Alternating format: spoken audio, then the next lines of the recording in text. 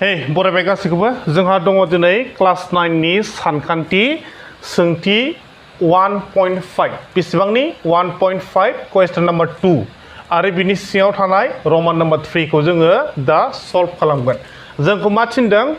गाहायनि मोनफ्रोमबो राशिखौ जेथो सिफाय नैबे होनाय राशिखौ जों मा खालामनांगौ जेथो सिफायनांगौ अब्ला बेयाव मा होदों √5 plus √2 whole square बेयाव मा दङ √5 plus √2 whole square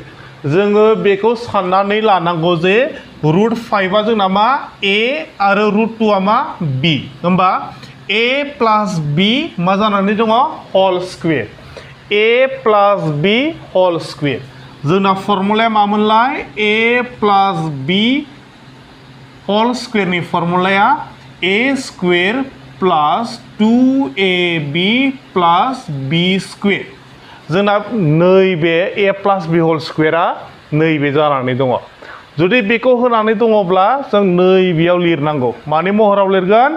a square plus 2ab plus b square आव स' जोंना फार्स्टआव नायदो बैखौ a square a आ जोंना मा √5 प्लास होदो फर्मुलानि 2 बेखौ 2 खौ लिरफानो मानसिफ्रा बावो खिन्थु जों बेखौ बावथारनो नाङा बे 2 खौ होफाबासो जोंना एन्सारा कारेक्ट जाहैगोन अब्ला जों बेखौ बानायनायसै बेखौ जों बेनो बे लिरगोनसै खेबसे √5 plus √2 खौ जों बेनो बे लिरबाय जेबो सोलायाखै दा जोंहा मा होननानै मोनखो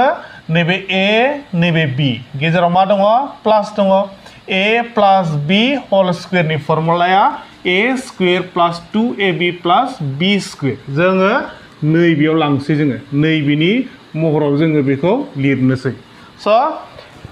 a जों मा जानानै दङ स्क्वेर जोंना a आ मा √5 a आ जोंना √5 ओमफ्राय आरो मा जागोन स्क्वेर फर्मुलानि स्क्वेर नैबेयाव स्क्वेर बहायबाय जोङो आन्दायनाङा फर्मुलानि स्क्वेरखौ बेयाव स्क्वेरखौ बहायबाय प्लास दङ बैयाव प्लास दङ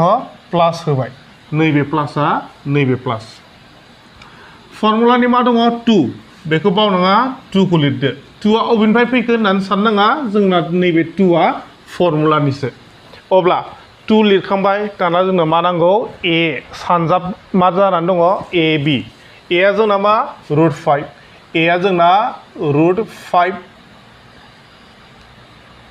आरो b आ जोंना मा नै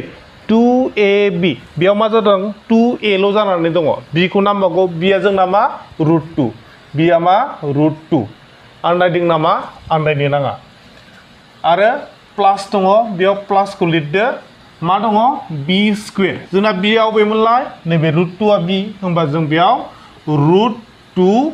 फर्मुलायाव मा दङ स्क्वेर दङ नैबे स्क्वेरखौ होदो दा जोङो कुइसन नाम्बार 1 2 आव मा मोनबोदोंमोन नैबे रुटजों स्क्वेरजों जों मा खालामो दानो रुटजों स्क्वेरखौ दानोब्ला मात्र जोंना मा आग्लायगोन 5 ल' आग्लायगोन बे मोननैजों दानजाबाय जोंना मा आग्लायखो 5 आग्लायबाय नालाय 5 खौ लिरबाय जोङो बेयाव दाजाब दङ दाजाबखौ लिरदो नै जोंना नैबे 2 आ मा हारसिङै बेयाव रुट दं नामा गैयाना जों बेखौ जेबो खालामनो हाला बेयाव मोननैयावबो मा जानानै दङ रुट दङ मोननैयावबो रुट दङ ओमफ्राय बे मा सानजाब होमबा 5 सानजाब 2 जों बेसेबां जायो 10 जायो रुट दङ ना रुट लगायफादो नैबाव रुट दंमोन नामा गैयाना गैयिखौ जोङो बाहेरायाव लिरो रुट थानायखौ सिङाव लिरो होमबा 5 सानजाब 2 जों बेसेबां मोनो जोङो 10 मोनबाय जोङो 10 खौ लिरबाय